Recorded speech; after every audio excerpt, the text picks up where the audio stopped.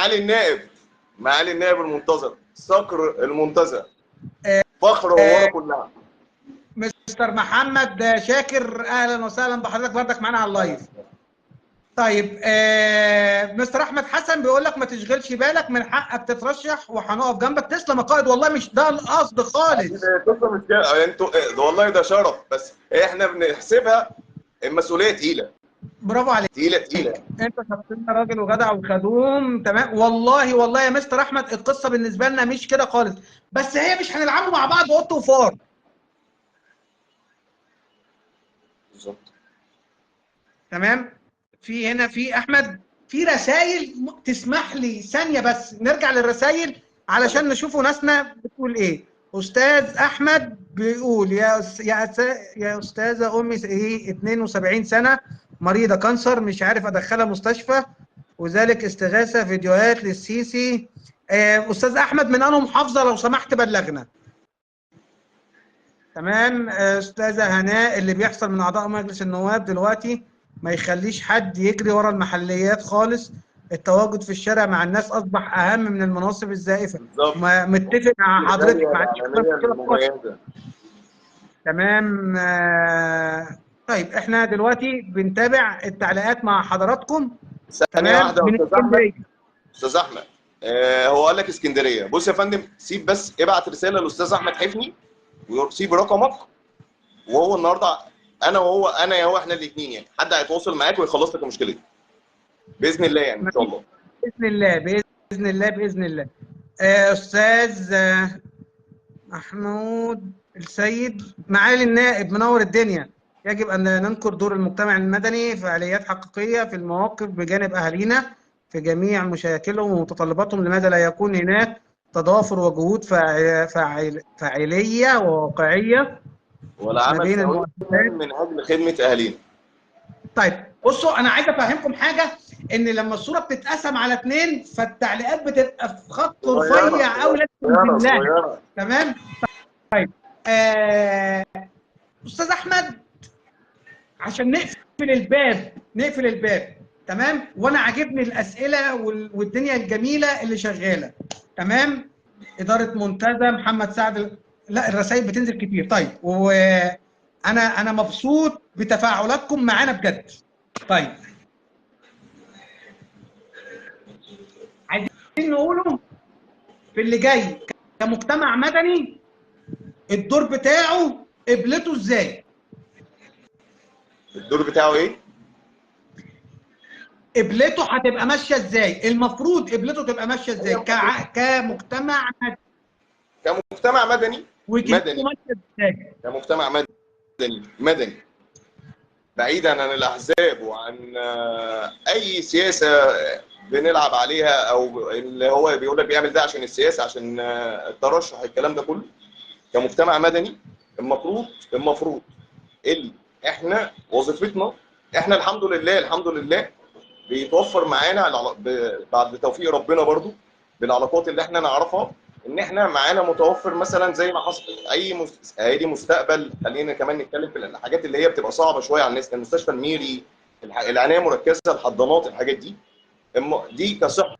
في ملف الصحه كده على جنب، احنا من ضمن اصحابنا مع بعض بنخلي ناس مهتمه بالمجال ده، اللي هو دكتور مثلا صاحبنا خلاص، فانت ده الحالات احنا هنستشيرك فيها فبيمسكك. عندنا الشق القانوني، عندنا محامين صحابنا بنستخدمهم في نفس القصه لخدمه اهالينا برضو، اللي هم الناس اللي مش اخواتنا واهالينا كلها الغير قادره. يعني احنا لو اتكلمنا على الجروبات بتاعت المجتمع المدني، انا بشوفها ان هو عامله زي طبق السلطه الصحي. هتلاقي فيه الدكتور، هتلاقي فيه بتاع الحي، هتلاقي فيه بتاع الكهرباء، بتاع المحافظه، هتلاقي فيه المحامي، هتلاقي فيه المدرس. سلطه بس صحيه، مش سلطه من اللي هي بالك فيه. خلينا نتكلم في اللي احنا فيه. خلينا نتكلم في الصحي. في صحي، في ناس بتستفيد، في ناس بتستفيد. النهارده خلينا نتكلم على الوقت اللي احنا فيه كمجتمع مدني. الوقت اللي احنا فيه دلوقتي ده في طلبات نقل المدارس. زمان كان كله بيقف ما يعرفش ينقل ابنه، يقول لك طب انت جبته هنا ليه؟ اصل كان لازم اروح لعضو مجلس نواب. النهارده ولو يعرف ابني هيرن عليه رنه هيجيب له الجواب. بقى في تواصل وكونكت ما بينك وما بين ادارات تعليميه، ادارات صحيه، ما بين هنا وهنا بقى في كونكت، حد يقدر يوصل الرساله. مستر أسامة بيقول لابد أن لا يقتصر دور المجتمع المدني على الخدمات فقط، أتمنى أن يكون هناك دور لو حضرتك كملت حول معانا لكافة للاخر، المجالات. لو حضرتك كملت معانا للاخر هيكون عندك الرد ده. استنانا مستر اسامه بقى. امبارح الأستاذ أحمد طايل كان عامل في قلب مكتبه زي ما بيقولوا كده شكل مبسط من زي ما بيقولوا إيه من قصور الثقافة اللي هي ندوة ثقافية. كتير تمام. عليا لا ده. ده مستر أحمد قعد واتكلم فيها. تمام. احنا في شق توعوي احنا شغالين عليه فعلا. اللايف اللي هنتكلم بيتعمل دلوقتي ده، اللايف اللي بيتعمل ده مستر أسامة، ده شق توعوي، ان انا انبه الناس ان مش كلمة مجتمع مدني يعني شوية نصابين وعفاقين. تمام. انا بفهم الناس دور المجتمع للي عنده مشكلة في الفهم. الجهيني بيقول اخدنا ايه من النواب؟ ما سبناش واحد فيهم وما شفناش حد فيهم. اختلف معاك، في منهم شغال وفي منهم على الله حكايتنا. تمام. للامانه زي ما قال برضك استاذ احمد وانا متفق معاه جدا، لهم ما لهم وعليهم ما عليهم. اجذب ازاي الشباب للتطوع في المشاركه في مبادره او جمعيه او مؤسسه. تمام. ان يخش مجتمع مدني وينطلق. بص يا احنا عندنا مشكله بس في ايه؟ ان الشباب القصه كلها تطوعيه. يعني احنا في اول الكلام قلنا كده، حتى احنا في المبادره عندنا اللوجو بتاعها خدميه شبابيه تطوعيه. تمام. النهارده الشباب طالع عينيها لوحدها. تمام. اللي هو عايز حتى لما ينزل من بيته يلاقي المواصلات اللي هو هيجي لك ويروح بيها، مش هياخد من بابا الفلوس بتاعته عشان يعمل ده. خلينا نكون واضحين. احنا بنتكلم بصوت الشارع، ما بنتكلمش بناس ثانيه. الناس دي فعليا كده، هو اصلا مش عارف يعني ايه تطوع. انا ما ينفعش اجيب واحد من بيته اقول له انت هتنزل معايا توزع ولا هتعمل ولا تخلي كده خالص. لا، انا اقدر اعمل ايه بقى؟ اقدر اشوف الدكاتره بتاعتنا احنا اللي عايزه تعمل برضه حاجه كده خدمه نعملها. تعالوا بقى احنا هنجيب لكم شباب، هنديهم كورسات تقدر تنفعهم في التطوع، وهنعمل لهم كمان اللي هينجح معانا في التطوع هندخله مثلا كورس يتعلم حرفه، يتعلم صنعه كده. انا عايز احييك على اثاره النقطه دي قوي. ربنا يخليك.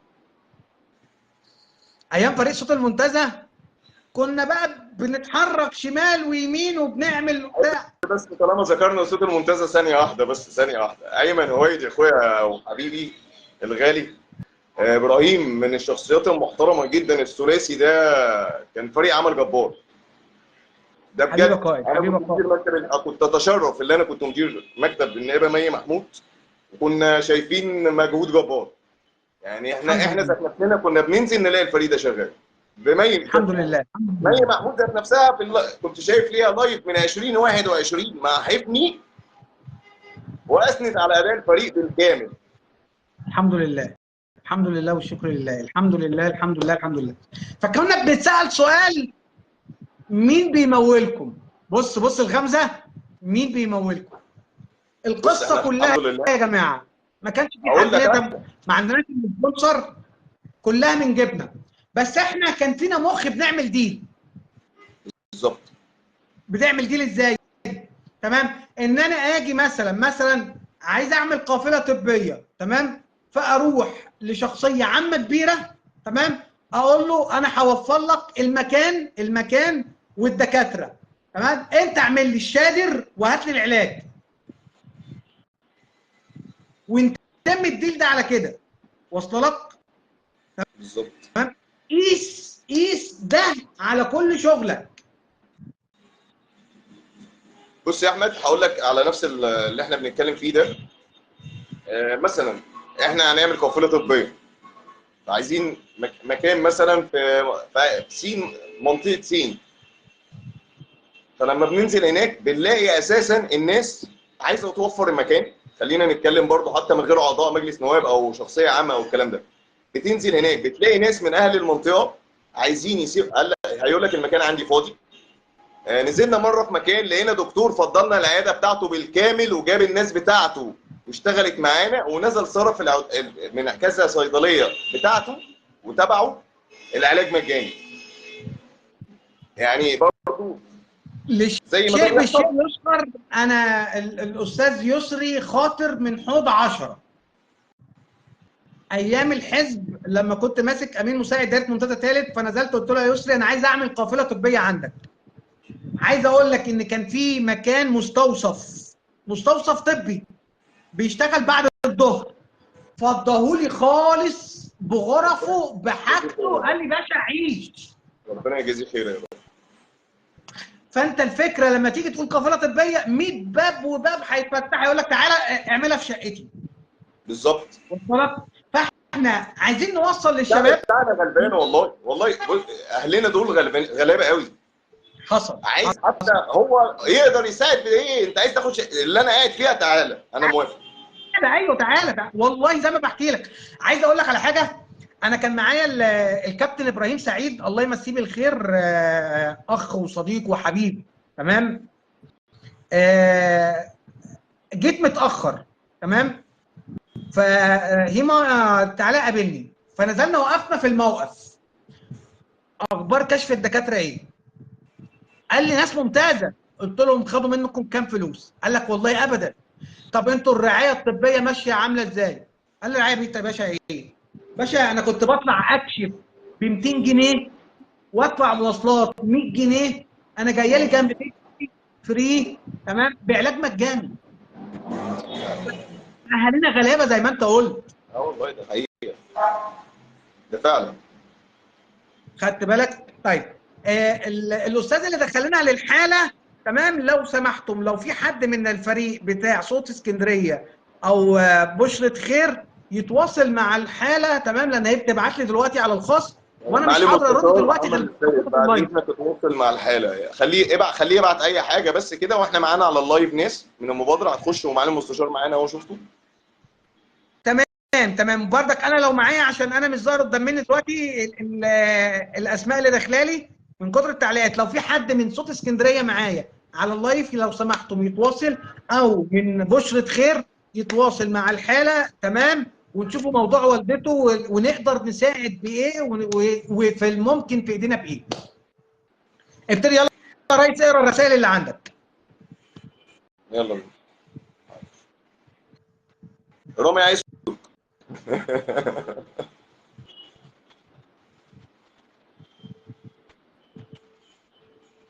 ماشي حاضر يا رامي. مين؟ استاذه ساندي احمد، احسنت، ربنا يخليكي، ربنا يخليكي يا استاذه نورهان. دكتورتنا الغاليه دكتوره امنيه، يا رب وانتم يا رب، بارك الله فيك يا رب، ربنا يخليك. بالله عليك يا طاير، تبقى هات لمستر رامي كوزلوك عشان زهقنا. وقلب الكشري، وقلب الكشري. حاضر. يا رامي الكشري موجود وتحت امرك، ويا ريت الكشري انا ده عارف. الحمد لله، عقبال ما الاقي حد يجيب الكشري. مستر احمد تسلم. يا رب يا استاذ رامي تكون هديت كده اهو. طيب معانا عايزين ايه تاني؟ معانا مفيش غير نائب واحد بس اللي في الشارع اللي في ابو العباس، والباقي يغني على مش عارف ايه، انا مش شايفها. يغني على ليلى. بص يا مستر جهيني، انا هقول لحضرتك على حاجه للامانه. تمام، مفيش خلاف على ان مستر النائب ابو العباس فرحات من الشخصيات القويه جدا في المنتدى والمؤثره. بس انا هقول لك على حاجه، الاستاذ محمد الحمامي من الشخصيات المحترمه جدا. عايز اقول لك احنا ساعات بنطلع عين العميد حسام، والله للامانه. تمام. وبعدين ايه، ابيضاني، فلما ياخد دوره شمس كده في الخلاط معانا اتفرج تمام، حته طماطمايه بعد كده. فللامانه لا، العميد حسام شغال معانا، تمام. النائب محمد الحمام ما بيتاخرش عن طلب. كمان عايز اشكر النائبه دينا هلالي، ما بتتاخرش، تمام. النائب سيد جمعه ما بيتاخرش ده طبعا. للامانه. يعني الاسماء ديت انا اتعاملت معاها، تمام. وبعدين بتقعد معاهم، انت منهم بالظبط، يا اخوك يا اختك. فقاعد بأريحية، مش قاعد. لا لا لا لا، انا لما بقعد في مكتب بتاع النائبه دينا، لا لا لا لا، ده هزار وضحك ودانيه. انا لسه بهزر معاها بقول لها وحشتني قهوتك. هنروح انا وانت نشربها بقى. يلا بينا، يلا بينا. كده احنا خلاص هنتصل بيها نقول لها خلاص النهارده كده انا جاي لك خلاص. ها والله والله قالت لي يا ده المكان ينور، خدت بالك. طيب حد نرجع جميل جدا لموضوعنا جدا تاني. جدا جدا جدا جدا جدا الصراحه. جميله، لا لا، بنت اصول، بنت اصول بجد، خدت بالك. لا. طيب نرجع لمرجوعنا تاني. انا عايز انمي فكره العمل التطوعي، تمام. وعندي سؤال، اسمح لي، هو خبيث سيكا، اتفضل. هو احنا عندنا فرق ومبادرات، هل ينفع يتكتلوا ويبقوا لا، حاجه واحده؟ ليه؟ عشان كله يغني على ليلاه. مش هتلاقيهم كلهم داخلين عشان حاجه واحده. ممكن تلاقي التحالف ده او الائتلاف اللي هيتم ما بين ناس شبه بعض. فكره، فاهمني؟ يعني فكره. عشان كده ايه اللي هو مش بيحب مش عارف نعمل ايه، لا تعالى احنا دماغنا لنكنا كده واحنا قاعدين في كونكت حصل كده روحاني خلاص فاحنا بقينا مع بعض. وفي ناس تانية ممكن تكون اتقل منك جدا وهتعمل حاجات معاك بوم، بس هي جايه عشان تعمل حاجه معينه لهدف معين. وانا مش نازل عشان كده، ايه اللي يجبرني ان انا اعمل ائتلاف او توأمه؟ مستر اسامه خلص الاجابه، بص اقرا كده الاجابه. بالظبط، بالظبط. طيب انا كان عندي اجابه ثانيه شيك، كان عندي اجابه ثانيه شيك. اتفضل. التنوع مطلوب، ولولا اختلاف الاذواق لبرت السلع. بص، هنمشيها كده. فمشيها جمايل. انا انا عايز اقول لك على حاجه، من الحلقات اللي انا على المستوى الشخصي مستمتع جدا ان انا مع احمد طيب. حبيبي يا احمد، حبيبي ده شرف ليا والله يا اخويا حبيبي، ربنا يخليك يا رب. عايز اقول لك كمان ان تفاعل الناس في الاسئله معانا في دخول البث، لا حاجه جميله. يعني بص، الاستاذ احمد حسن بيقول لك ان هبه دينا هلالي خارج المقارنه. احسنت، برافو عليك. هو ده بجد صح كده بقى. بجد، صح. اكتر حد بيخدم بدون شو او صور، تحياتي لها. تمام، برافو برافو برافو بجد. استاذه صفاء دخلت معانا، استاذه عزه النجار، لا لا لا، ده احنا حبايبنا ياما قائد. احمد العتال ياما، احمد الجيني. تاني مره بقول فين النواب؟ مفيش غير واحد بس، هو محمد مجاهد اللي بيساعد الناس ومش نائب. مجاهد مش نائب، هو انا مجاهد اخ كل واحد سكندري، انا اسف يا احمد. مجاهد اخ صحيح، كل واحد سكندري، نائب او بره النائب. بردك استاذ احمد، انا بردك بسجل لتاني مره بردك اختلافي معاك. في اتفضل. نواب شغاله، في نواب لا.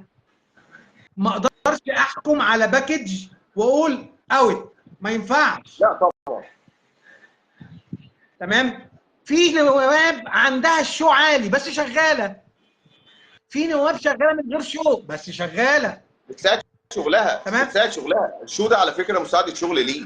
ما في ناس مش عارفه هو بيعمل ايه. ما انا بقول لحضرتك، طيب احنا مش هنروح بعيد، اقرا التعليق بتاع استاذ احمد حسن كده. النائبه دينا هلالي خارج المقارنه بجد اكتر حد بتخدم بدون شو او صورت حياتي لها. ايه رايك بقى في الكلام ده؟ فعلي، ما هو ده اللي بيحصل. يبقى شغاله بس مش ما بتحبش هي الشو. هي ما بتحبش في ده، غيرها هي مش بتعمل ده عشان تتصور، مش عايزه الشو ده. تمام. في غيرها بيشتغل وبيعمل شو حقه. بيقبلوا بالشغل وده حقه. حقه، ما اه اختلفناش معاه. بالظبط. تمام. اقرا بقى التعليق اللي فوق احمد على ذكر النواب الخدومين المحترمين الخدومين الذين تم المحترمين ذكرهم الذي تم ذكرهم صغيرا. اختي الصغيره النائبه مي محمود، نتمنى ان تتقرب. فعلا احنا ما كناش بننام ويشرف بذلك. والله يا احمد كنا بننام في العربيه. والله كنا بننام في العربيه. ساعه وتنزل، ساعه وتنزل، ساعه. المستشار جه في يوم قال لها انا جالي السكر والضغط، خلاص تعبت. عايز اقول لك يعني مش في حته تانية، دي في حته تاسعه اه للامانه. انا لما شوف بقعد مع الدكتور دينا هلالي بقول لها انت، انا حبيتك عشان انت شبه مي. يعني لما هنقعد انا وانت معاها قلت لها انا حبيتك من قبل ما اتعامل معاكي اصلا عشان انتوا الاثنين فيكم شبه من بعض. حسيت ان روحهم واحده.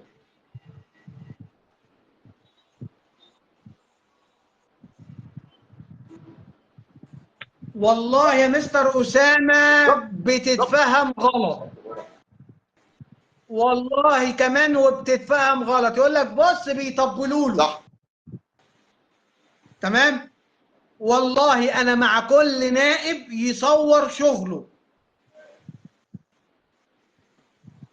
بامانه، بامانه. تمام. انا عملت شغلانه اقف عليها اصورها. والله يا مستر اسامه بالنص كده يقول لك ايه دول بيطبلوا له. يا راجل يا طيب، يا راجل يا مؤمن، انا لما بنزل بطلب من نائب شغل تمام وبيخلصه لي بنزل له شكر. بيقول لي انت اكيد بتطبل له ليه؟ ده مش تطبيل، ما هو ساعد ناس، هو ما ساعدنيش انا، هو ساعد ناس. فلازم الناس بتشكره. هو لو الناس دي نزلت له شكر هتبقى بيطبل له؟ مش هو ده اللي بيتقال بيطبل لفلان؟ ما انا بقول لك اهو. تعال نشوفه تاني، ما يهمناش، بس لازم اشوف الشغل على الارض. كلامك صح 100%. احمد الجهيني بيقول لك الاستاذه يا ولدي. حبيبي يا استاذ احمد، ربنا يخليك يا رب. هي فعلا كانت بتعمل كل ده، بتخدم الناس كلها. منورين الدنيا يا استاذ محمود عسكر، منور مستشار يا الدنيا يا قائد. معالي المستشار حبيبي. منورين السيد خميس قلب اخوه. دكتور محمد يا استاذ مصطفى مي. عامر، والله فرحان بيك يا دكتور. انت معانا في البث يا دكتور؟ الحمد لله على السلامه يا دكتور. طيب، هو زي ما مستر اسامه ما قال، هو عرض نشاط مش مختلف معاك كلام 10 على 10. احمد عندي